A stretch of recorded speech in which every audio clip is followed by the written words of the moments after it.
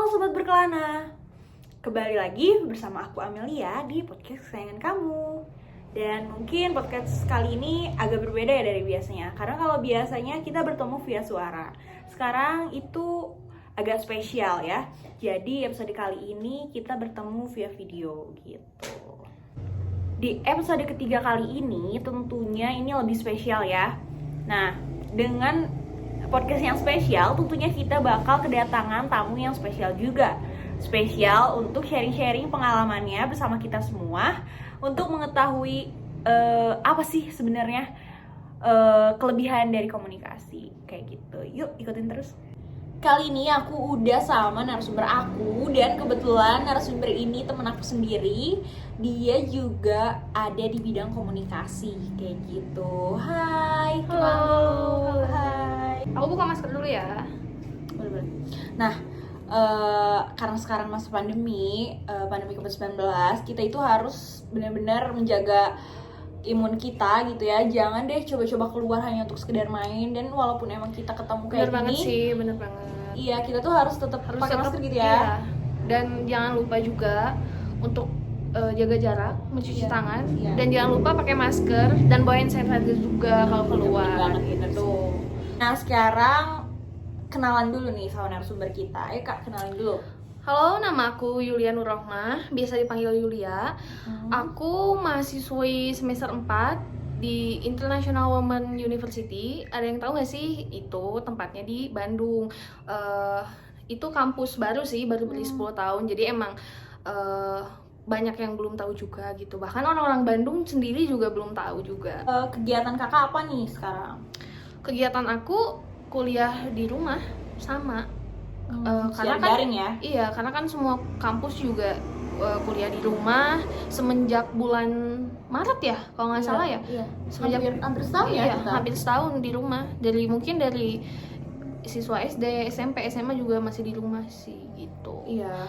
Mungkin kalau kita kan anak kuliah SMP gitu, SMA mungkin gampang belajar walaupun dari rumah kan, karena kan mereka maksudnya udah ngerti tentang internet gitu. Coba kalau misalnya anak SD, Iya, anak itu PAUD, agak susah TK, ya? Iya. susah, harus ada pengawasan orang tua. Jadi harapan aku sih semoga virus ini cepat berlalu ya. Iya, amin Iya. banget ya.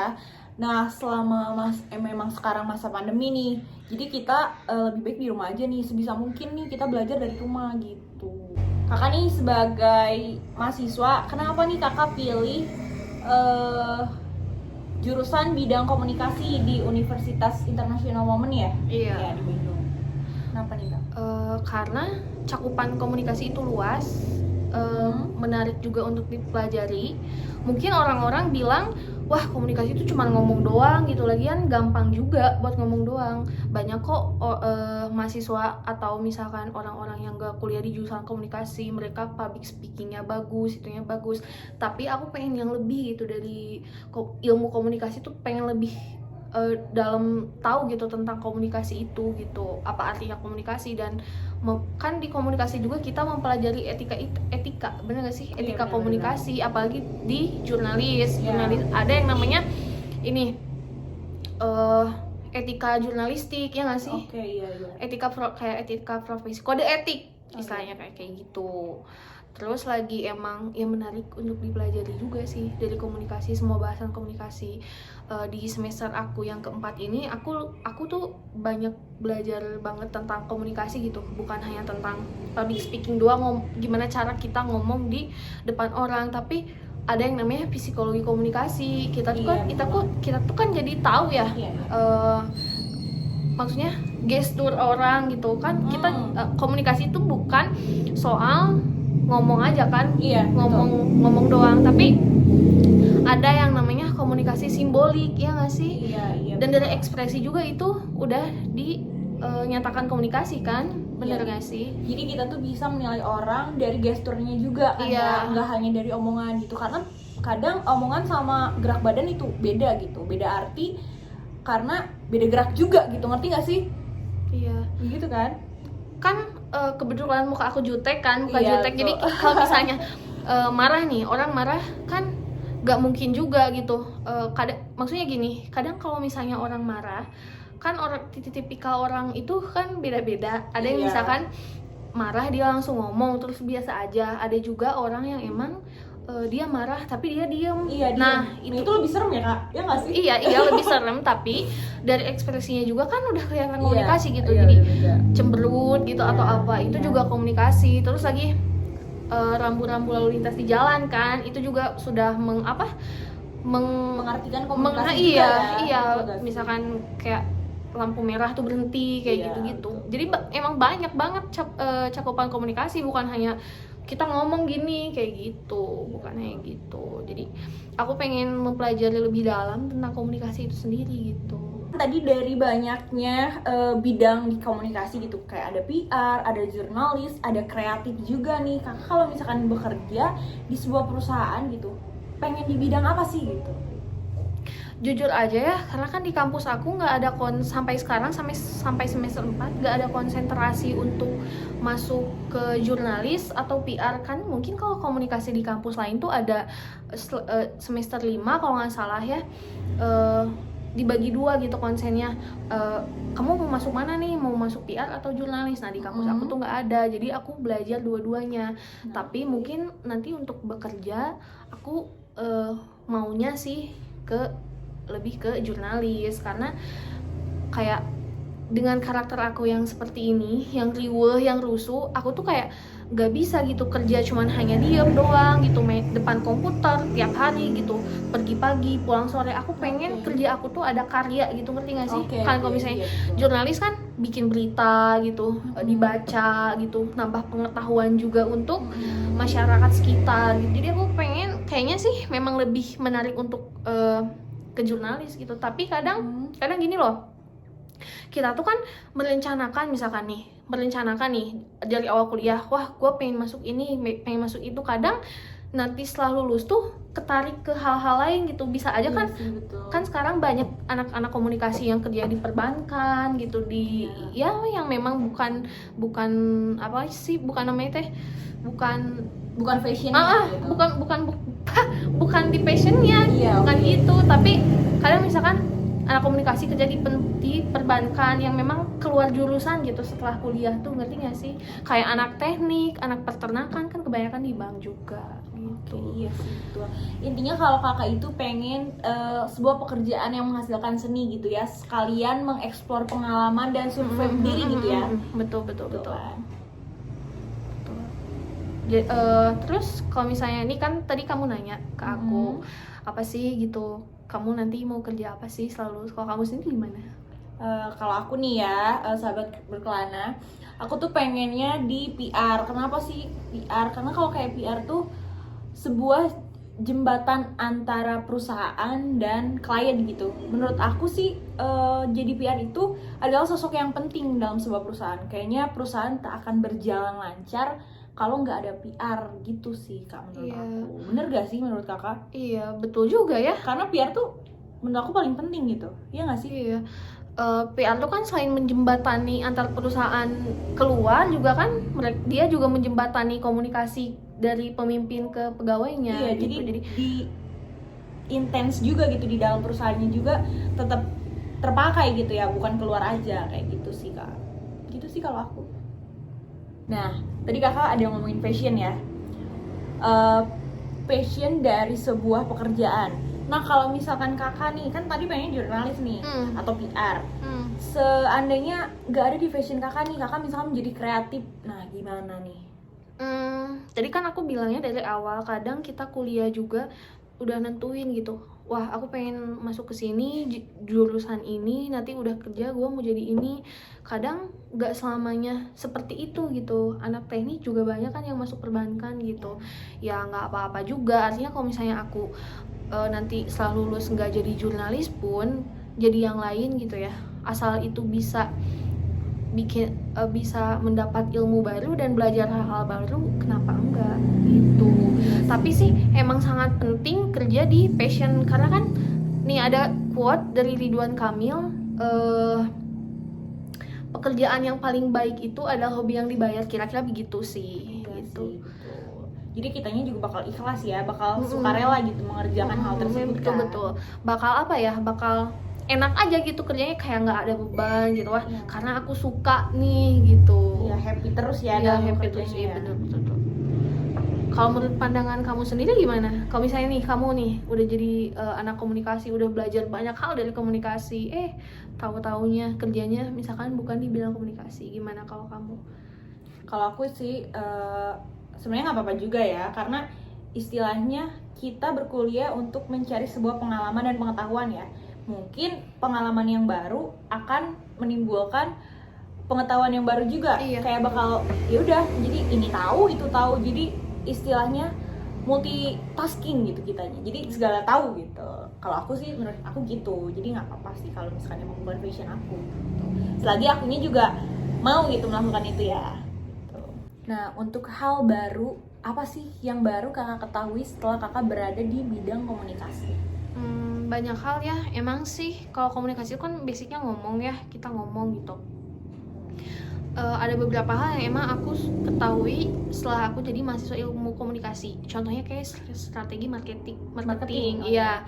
Kayak misalnya nih, ada di pelajaran waktu itu, waktu aku semester 2 ada pelajaran yang namanya psikologi komunikasi, dan ternyata di situ aku belajar tentang iklan, tentang sebuah iklan. Gimana sih iklan itu dibuat semenarik mungkin untuk menarik pelanggan, bukan dimanipulasi ya, memang gimana ya, jadi kayak Di input untuk lebih baik gitu.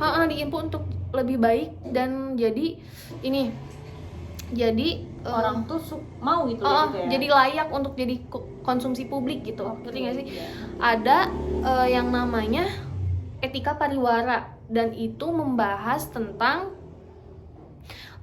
poin-poin yang memang nggak seharusnya ada di iklan gitu, kayak kekerasan, terus apa-apa gitu, tapi aku lupa poinnya, tapi memang seperti itu gitu basicnya. Terus lagi ada juga kode etik jurnalis gitu, jadi di situ juga aku tahu setelah jadi anak komunikasi, banyak hal-hal di situ yang memang dipelajari, banyak lah pokoknya, banyak, asik banget jadi anak ilmu komunikasi. Oke. Gitu. Jadi ilmu komunikasi itu bukan cuma ngomong aja nih, tapi ada juga strategi-strategi tertentu nih. Jadi buat Iya. kalian yang masih bingung nih mau kuliahnya jurusan apa nih, ayo gabung di jurusan komunikasi.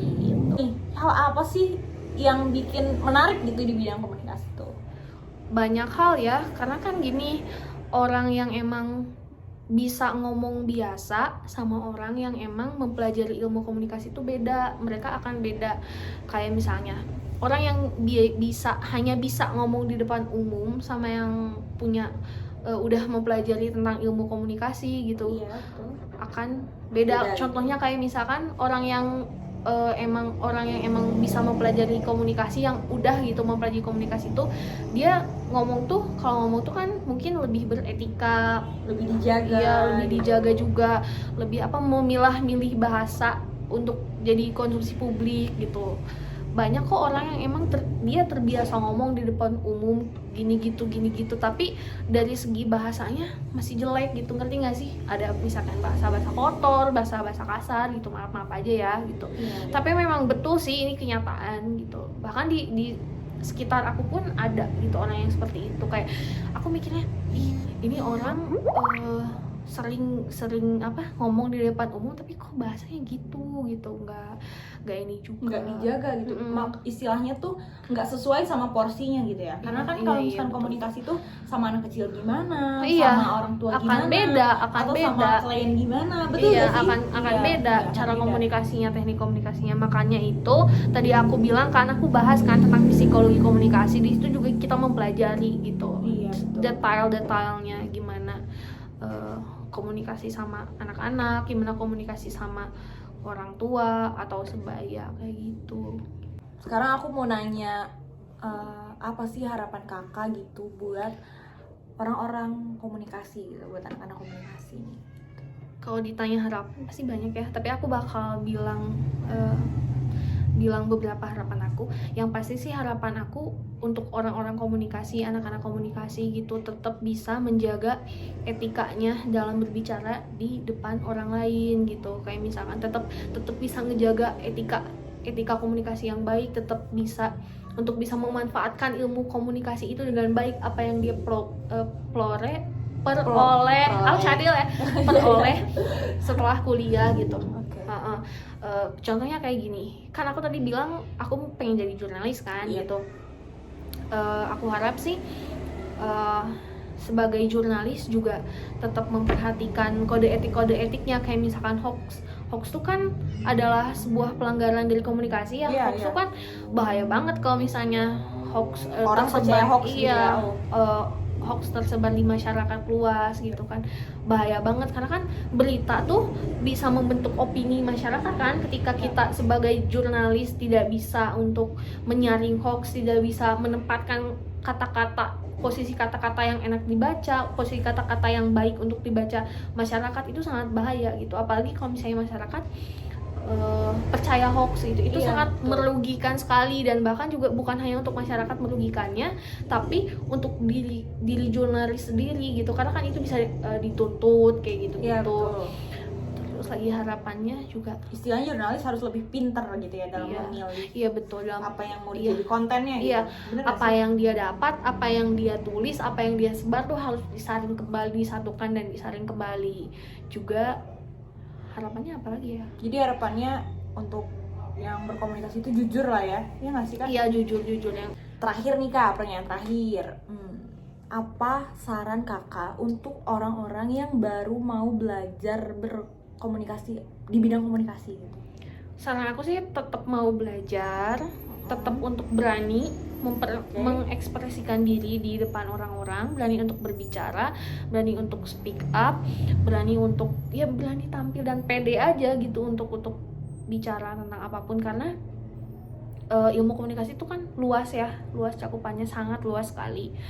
Dan juga itu sih yang paling penting adalah kemauan belajar, karena kan kalau misalnya kita malas untuk belajar, percuma juga gitu. Masuk di jurusan manapun akan kalah gitu kalau emang kitanya males buat belajar gitu kan. Karena kan kebanyakan orang bilang kayak gini, bukan soal lu kuliah di mana aja nggak apa-apa gitu, asal kamunya aja yang emang rajin kayak gitu kan. Kita kan bahasa itu udah nggak asing lagi ya. Menurut aku itu sih saran aku, tetap berani, percaya diri, dan mau belajar di segala hal juga.